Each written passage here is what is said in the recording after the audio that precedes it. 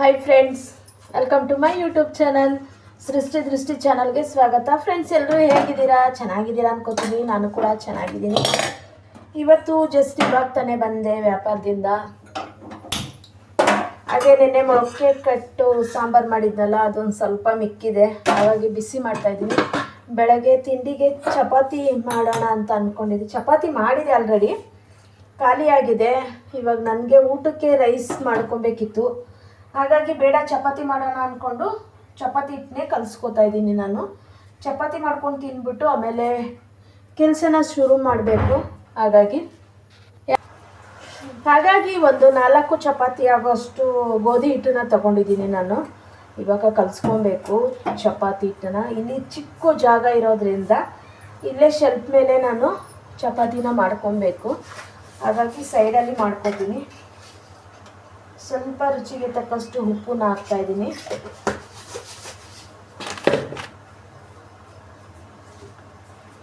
ಚಪಾತಿ ಒಳ್ಳೆ ಟೇಸ್ಟ್ ಕೊಡುತ್ತೆ ಅಂತ ಒಂದು ಅರ್ಧ ಸ್ಪೂನ್ ಸಕ್ಕರೆನ ಹಾಕ್ತಾಯಿದ್ದೀನಿ.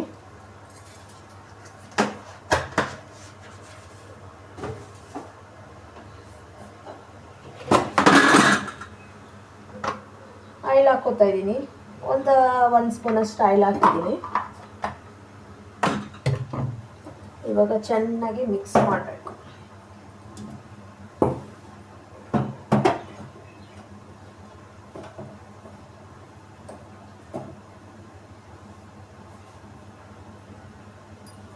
ಸ್ವಲ್ಪ ನೀರು ಹಾಕ್ಕೊಂಡು ನಾದ್ಕೋತಾ ಇದ್ದೀನಿ.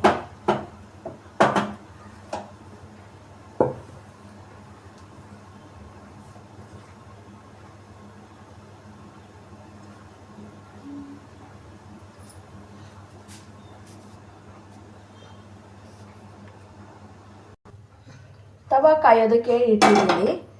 ಒಂದು ಮಣೆ ಇಟ್ಕೊಂಡಿದ್ದೀನಿ. ಚಪಾತಿನ ಕುದಿಸ್ಕೋಬೇಕು.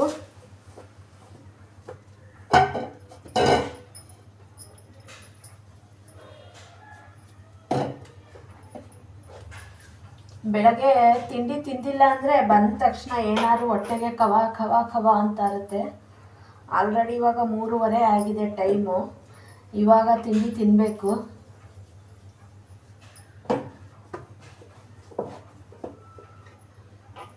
ಅಲ್ಲಿ ಡಬ್ಬಿಗೆ ಹಾಕ್ಕೊಂಡೋದ್ರು ಕೂಡ ರಸ್ತೆಯಲ್ಲಿ ತಿನ್ನೋದಕ್ಕಾಗೋದಿಲ್ಲ ಅಂತ ಹೇಳಿ ನಾನು ಡಬ್ಬಿ ಏನು ತಗೊಂಡೋಗಲ್ಲ.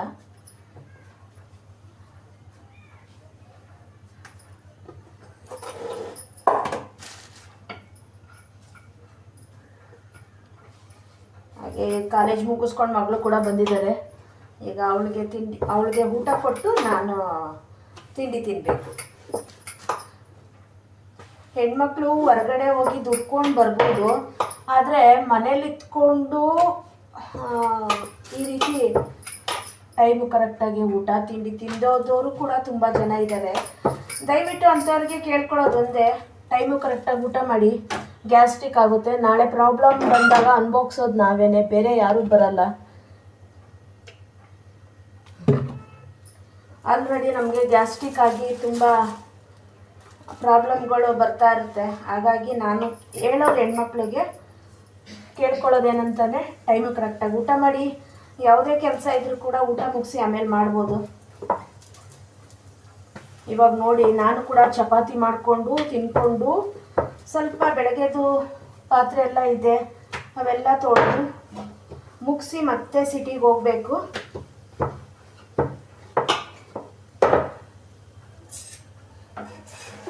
ನೋಡಿ, ಚಪಾತಿ ಎತ್ತೋದಕ್ಕೆ ಅಲ್ಲೇ ತಗೊಂಡಿಲ್ಲ, ಹಾಗಾಗಿ ಚಾಕುನಲ್ಲೇ ಎತ್ತಾಕ್ತೆ.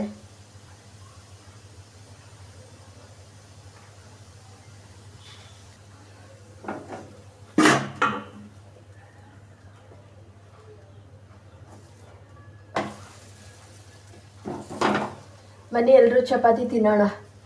ಬಿಸಿ ಬಿಸಿ ಚಪಾತಿ, ಮೊಳಕೆ ಕಾಳು ಸಾಂಬಾರು ಒಳ್ಳೆ ಟೇಸ್ಟ್ ಇರುತ್ತೆ ಚಪಾತಿಗಂತೂ. ಯಾವುದೇ ಸಾಗು ಚಟ್ನಿ ಏನು ಬೇಡ. ಈ ಥರ ಮೊಳಕೆ ಕಾಳು ಸಾಂಬಾರು, ಮಸಾಲೆ ಸಾಂಬಾರು ಇದ್ದರೆ 2 ತಿನ್ನೋರು 3 ತಿಂತಾರೆ, 1 ತಿನ್ನೋರು 2 ತಿಂತಾರೆ.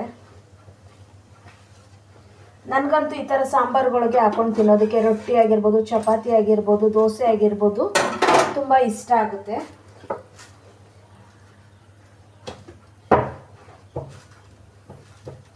ಹಾಗೆ ಬೆಳಗ್ಗೆ ದೇವ್ರ ಪೂಜೆ ಕೂಡ ಆಗಿಲ್ಲ. ಸ್ನಾನ ಮಾಡಿ ದೇವ್ರ ಪೂಜೆ ಎಲ್ಲ ಮಾಡಬೇಕು. ಇವಾಗ ತಿಂಡಿ ತಿಂದೇ ಮಾಡ್ತೀನಿ. ನಾನು ಯಾವತ್ತೂ ಉಪವಾಸ ಇದ್ದು ಪೂಜೆ ಎಲ್ಲ ಮಾಡ್ತೀನಿ ಅಂತ ಸುಳ್ಳಂತೂ ಹೇಳೋದಿಲ್ಲ. ಹೊಟ್ಟೆ ತುಂಬ ಊಟ ಮಾಡಿಕೊಂಡು ಪೂಜೆ ಮಾಡ್ತೀನಿ.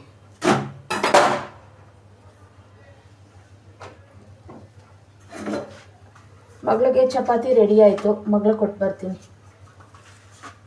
ಇಶು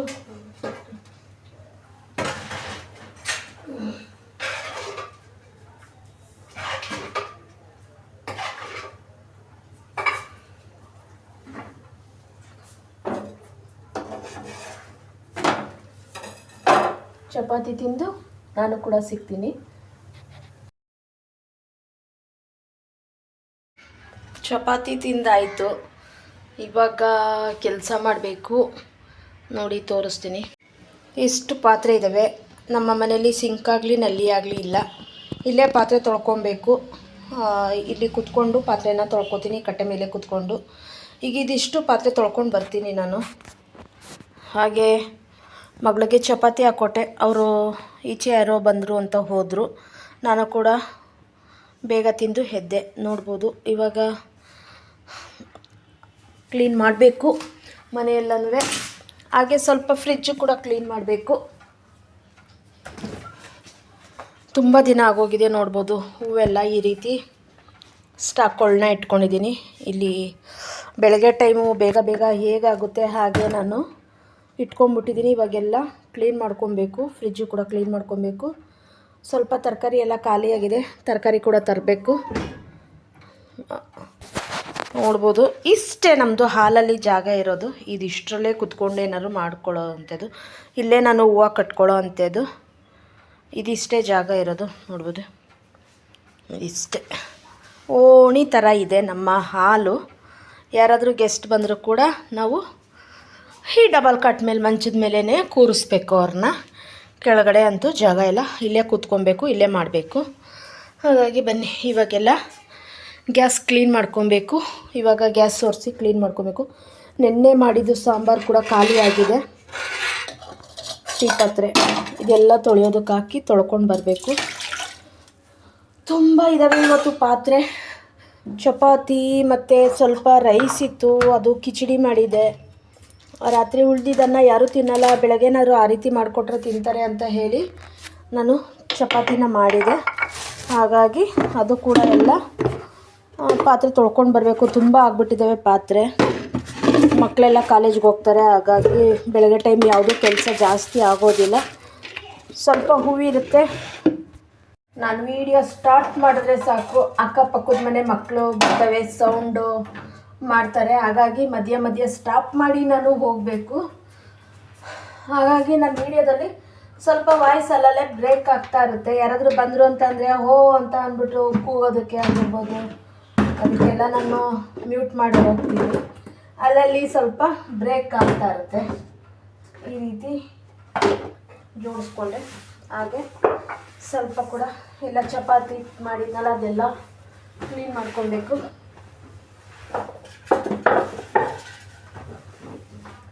ಸಾಂಬಾರು ಪಾತ್ರೆ ಎಲ್ಲ ತೊಳೆಯೋದಕ್ಕೆ ಹಾಕಬೇಕು.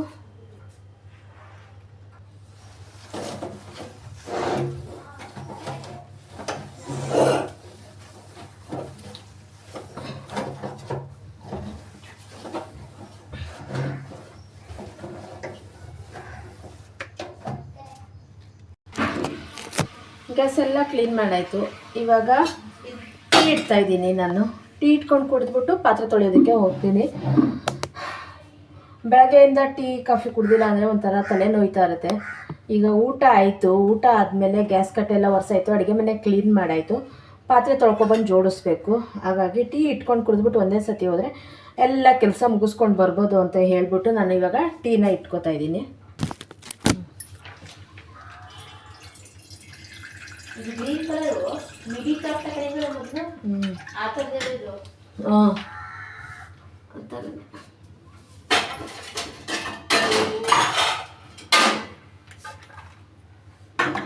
ಫ್ರಿಜ್ಜಲ್ಲಿ ಇಟ್ಬಿಡು.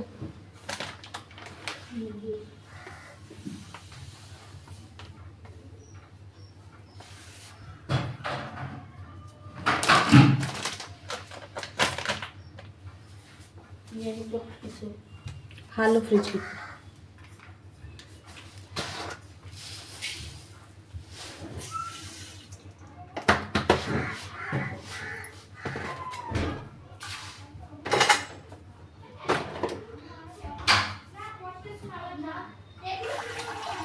ಸೌಂಡ್ ಮಾಡಬೇಡಿ ಏನೋ ಅವ್ರನ್ನ.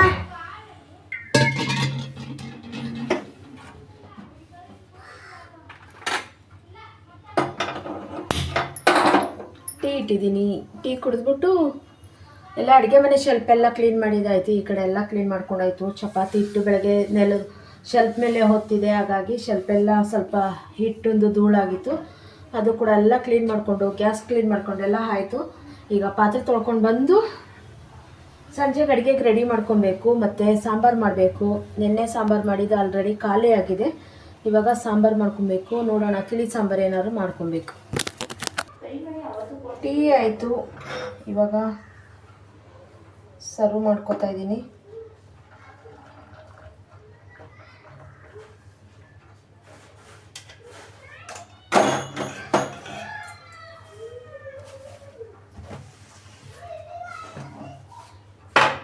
ಇದೇ ಪಾತ್ರೆಯಲ್ಲೇ ಇಡೋಣ ಅಂದ್ಕೊಂಡೆ, ಆದರೆ ಸಣ್ಣ ಪಾತ್ರೆ ಇರೋದ್ರಿಂದ ಚೆಲ್ಲೋಗುತ್ತೆ ಅಂತ ಹೇಳಿ ನಾನು ಇಟ್ಕೊಂಡೆ. ಇವಾಗ ಇಂಥ ಪಾತ್ರೆ ಅಂದರೆ ನನಗೆ ತುಂಬಾ ಇಷ್ಟ. ಸಣ್ಣ ಪುಟ್ಟ ಐಟಮು 2 ಗ್ಲಾಸ್ ಹಿಡಿಯುತ್ತೆ ಇದರಲ್ಲಿ. ಈ ಪಾತ್ರೆಯಲ್ಲಿ ಟೀ ಮಾಡಿದ್ರೆ 2 ಗ್ಲಾಸ್ ಕರೆಕ್ಟಾಗಿ ಆಗುತ್ತೆ. ಈ ಥರದವು ತುಂಬ ತಗೊಂಡು ಇಟ್ಕೊಂಡಿದ್ದೀನಿ, ವಿಡಿಯೋ ಮಾಡೋದಕ್ಕಾಗುತ್ತೆ ಅಂತ ಹೇಳಿ. ಸಣ್ಣ ಪುಟ್ಟ ಎಲ್ಲ ಕೈಗೆ ಸಿಗುತ್ತೆ ಅಂತ ಕೂಡ ನಾನು ಹೇಳಿ ಇಲ್ಲಿ ಇಟ್ಕೊಂಡಿದ್ದೀನಿ. ಸಣ್ಣ ಸಣ್ಣ ಪ್ಲೇಟು, ಸಣ್ಣ ಸಣ್ಣ ಬಟ್ಲುಗಳು ಎಲ್ಲ ಸುಮಾರು ಐಟಮ್ಗಳನ್ನ ನಾನು ತೊಗೊಂಡಿದ್ದೀನಿ, ಇಲ್ಲೇ ಇಟ್ಕೊಂಡಿದ್ದೀನಿ. ಅದೇ ಜಾಸ್ತಿ ಬಳಸೋದಿಲ್ಲ, ಬೇಗ ಹಳೇದಾಗ್ಬಿಡ್ತವೆ ಅಂತ ಅದೊಂದು ಬುದ್ಧಿ ನಂದು. ಏನೇ ಐಟಮ್ಗಳನ್ನ ತೊಗೊಂಡ್ರು ಕೂಡ ಜಾಸ್ತಿ ಬಳಸೋಲ್ಲ ನಾನು. ಸ್ಟೀಲ್ ಪ್ಲೇಟ್ಗಳು ನೋಡಿ, ಈ ಥರದವೆಲ್ಲ ತೆಗ್ದಿಟ್ಕೊಂಡಿದ್ದೀನಿ.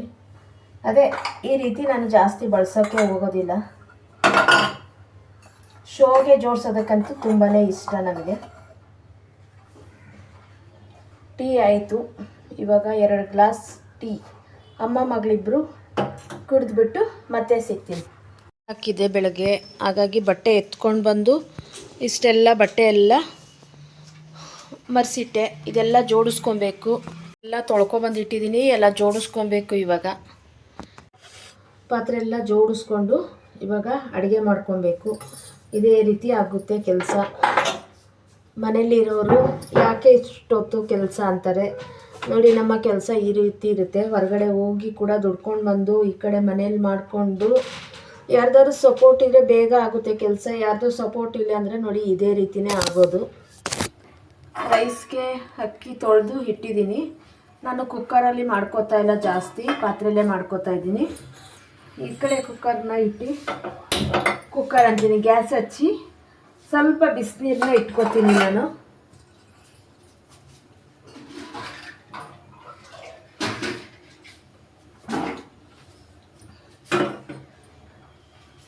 ನಾನು ಹುರುಳಿಕಾಳು ತಿಳಿ ಸಾಂಬಾರನ್ನ ಮಾಡ್ತಾಯಿದ್ದೀನಿ. ಹುರುಳಿಕಾಳು ತಿಳಿ ಸಾಂಬಾರು ತುಂಬಾ ಟೇಸ್ಟ್ ಇರುತ್ತೆ.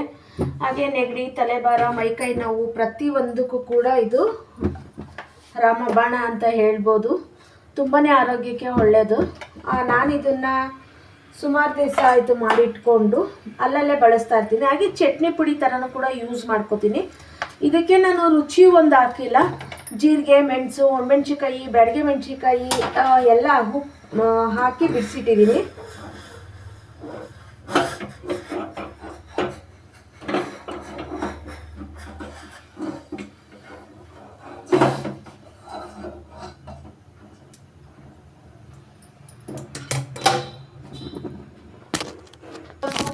ಬಿಸಿನೀರಿಟ್ಟಿದ್ನಲ್ಲ, ಅದಕ್ಕೆ ಸ್ವಲ್ಪ ಹುಣಸೆಹಣ್ಣು ಹಾಕೋತಾ ಇದ್ದೀನಿ. ನಾನು ನೆನೆ ಹಾಕಿದ್ದೀನಿ. ಇದು ತುಂಬಾ ಒಳ್ಳೆಯದು. ಹಾಗೆ ಒಂದು 3 ಗೆಡ್ಡೆ ಬೆಳ್ಳುಳ್ಳಿನ ತಗೊಂಡಿದ್ದೀನಿ. ಈ ಕಡೆ ಗ್ಯಾಸ್ ಮೇಲೆ ಸಾಂಬಾರು ಮಾಡೋಕ್ಕೆ ಒಂದು ಪಾತ್ರೆ ಇಟ್ಕೋತೀನಿ.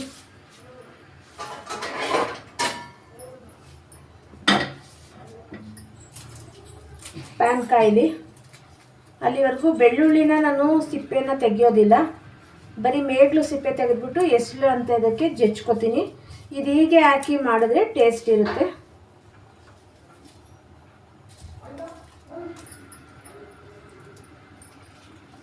ಒಂದು ಗೆಡ್ಡೆ ಬೆಳ್ಳುಳ್ಳಿನ ತೊಗೊಂಡಿದ್ದೀನಿ. ಒಂದು ಗೆಡ್ಡೆ ಬೆಳ್ಳುಳ್ಳಿನ ನಾನು ಇವಾಗ ಜಜ್ಕೊಂಬರ್ತೀನಿ.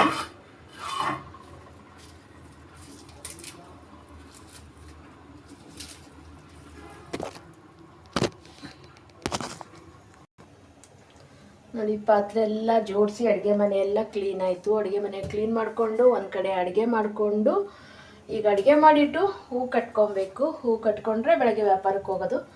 ಮತ್ತು ಯಥಾಸ್ಥಿತಿ ನನ್ನ ದಿನಚರಿ ಇರುತ್ತೆ. ಪಾತ್ರೆ ಎಲ್ಲ ಜೋಡಿಸ್ಕೊಂಡೆ. ಇಷ್ಟು ಪಾತ್ರೆ ಇತ್ತು, 2 ಡಬ್ಬು ಪಾತ್ರೆ ಆಗಿತ್ತು. ಬೆಳಗ್ಗೆ ತಿಂಡಿ ಮಧ್ಯಾಹ್ನ ಊಟದ್ದು ಎಲ್ಲ ಆಗಿತ್ತು.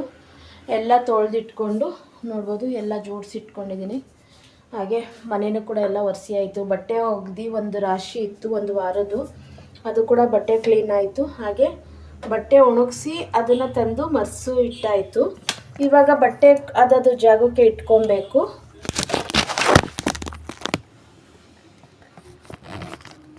ಹಾಗೆ ಇವಾಗ ಸಾಂಬಾರು ಮಾಡೋದಕ್ಕೆ ಅಂತ ಹೇಳಿ ನಾನೊಂದು ಪ್ಯಾನ್ನ ಇಟ್ಕೊಂಡಿದ್ದೀನಿ. ಮೊದಲಿಗೆ ಎಣ್ಣೆ ಹಾಕೋತಾ ಇದ್ದೀನಿ. ಪ್ಯಾನ್ಗೆ 1 ರಿಂದ 2 ಟೇಬಲ್ ಸ್ಪೂನು ನಾನು ಹಾಕೋತಾ ಇದ್ದೀನಿ.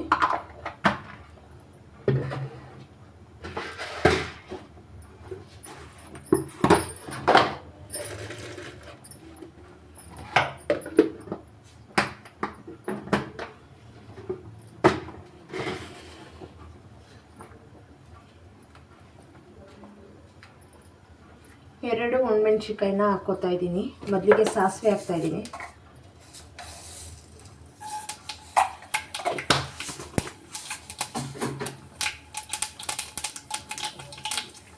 ಒಣಮೆಣಸಿನ್ಕಾಯಿನ ಹಾಕೋತಾ ಇದ್ದೀನಿ. ಚಿಟಪಟ ಅಂತ ಸಿಡಿಲಿ.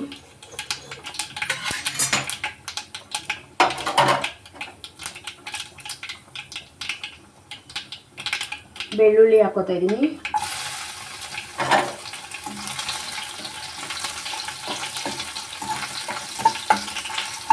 ಕರಿಬೇವು ಹಾಕೋತಾ ಇದ್ದೀನಿ.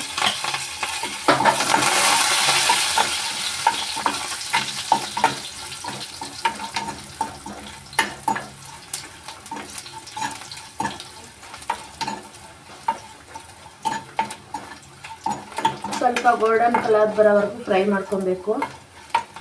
ಒಂದು ಕಡೆ ರೈಸ್ ಹಾಕ್ತಾ ಇದೆ.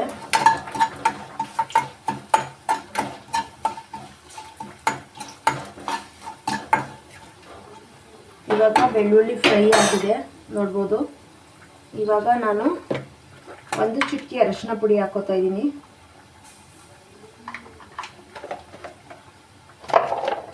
ಹಾಗೆ ಹುಣಸೆ ರಸ ಹಾಕೋತಾ ಇದ್ದೀನಿ.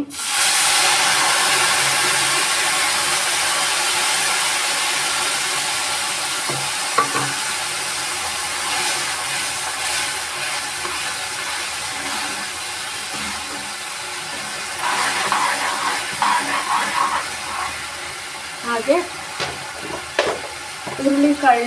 ಹುರುಳಿಕಾಳು ಪೌಡ್ರ್ ಹಾಕೋತಾ ಇದ್ದೀನಿ. ಈ ಹುರುಳಿಕಾಳಿಗೆ ಜೀರಿಗೆ, ಮೆಣಸು, ಬ್ಯಾಡಗೆ ಮೆಣಸಿನ್ಕಾಯಿ, ಖಾರದ ಮೆಣಸಿನ್ಕಾಯಿ, ಹುರುಳಿಕಾಳು, ಸ್ವಲ್ಪ ಉದ್ದಿನಬೇಳೆ, ಎಲ್ಲ ಕಡಲೆಬೇಳೆ ಎಲ್ಲ ಹಾಕಿ ಪೌಡ್ರ್ ಮಾಡಿ ಇಟ್ಕೊಂಡಿದ್ದೀನಿ. ಇವಾಗ ಇದು ನಮಗೆ ಎಷ್ಟು ಬೇಕೋ ಅಷ್ಟನ್ನು ಪೌಡ್ರನ್ನ ಹಾಕೋತಾ ಇದ್ದೀನಿ ನಾನು. ಇದು ಕೆಮ್ಮಳಿಗೆ ತುಂಬಾ ಒಳ್ಳೆಯದು.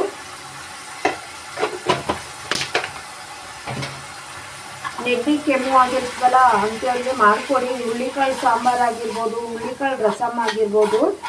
ಇವಾಗ ನಾನು ಹುರುಳಿಕಾಳು ರಸಮ್ ಮಾಡ್ತಾ ಇರೋದ್ರಿಂದ ನೋಡಿ, ಇದು ಕೂಡ ಹಾಗೆ ಸ್ವಲ್ಪ ಬಾಡಿಸ್ಕೊಂಡೆ.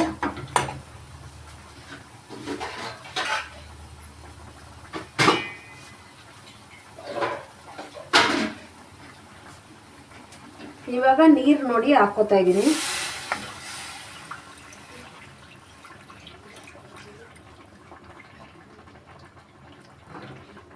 ಗಂಟೆನಾಗೋದಿಲ್ಲ, ನೀವೇನು ಹೆದರ್ಕೊಳ್ಳೋ ಅಂಥದ್ದೇನೂ ಇರೋದಿಲ್ಲ. ಈ ರೀತಿ ಮಾಡ್ಕೊಂಡಾಗ ನೋಡಿ, ಸಾಂಬಾರು ಎಷ್ಟು ಬೇಕೋ ಅಷ್ಟು ಹಾಕ್ಕೊಂಡಿದ್ದೀನಿ.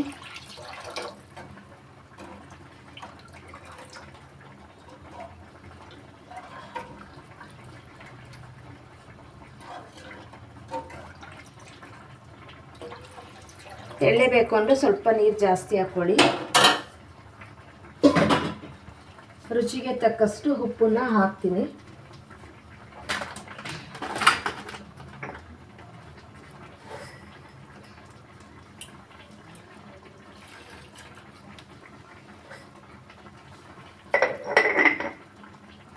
ಬೆಲ್ಲ ನೀವು ಬೇಕು ಅಂದರೆ ಹಾಕ್ಕೋಬೋದು. 1 ಸ್ಪೂನಷ್ಟು ಬೆಲ್ಲ ಹಾಕೋತಾ ಇದ್ದೀನಿ ನಾನು. ಇವಾಗ ಇದಿಷ್ಟು ಕುದಿಸ್ಕೊಳ್ಳೋಣ.